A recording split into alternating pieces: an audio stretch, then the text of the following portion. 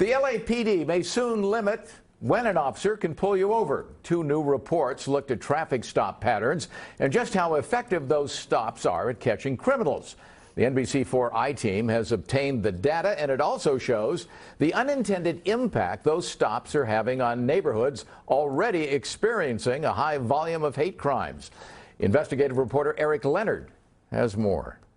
This new report from the LA Police Commission's Inspector General broke down thousands of traffic stops made by officers in 2019 and looked at the reasons for the stops, the ethnicities of the drivers, and whether or not they produced arrests, illegal guns, or tickets. The result? On balance, these strategies appear to be of limited effectiveness in identifying evidence of illegal firearms or other serious crimes. Then a second analysis by a University of California Irvine professor went further and showed a potential correlation between officers whose personnel files had been flagged for poor job performance and what could be excessive numbers of stops of Black and Hispanic drivers. Is that disparities in search rates as recorded in RIPA are correlated with other behaviors that the LAPD already monitors officers for. Together, the reviews have led the commissioners who set policy for police officers to reconsider whether stops are worthwhile as a crime-fighting strategy at all, and to discuss the possibility of new restrictions on when officers can stop drivers.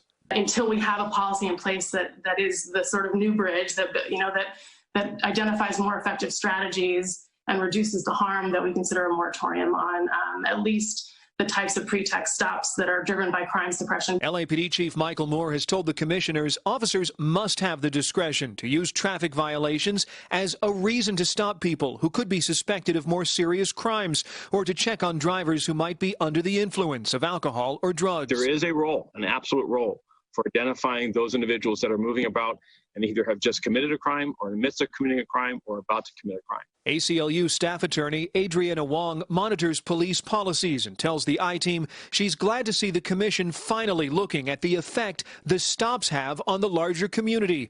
But she says the commission should put the brakes on the tactics now. Disappointed that Chief Moore seemed to double down on the idea of proactive policing and on suppression policing and pretext stops specifically in today's police commission meeting. And frankly, that the commission seemed to sort of allow that.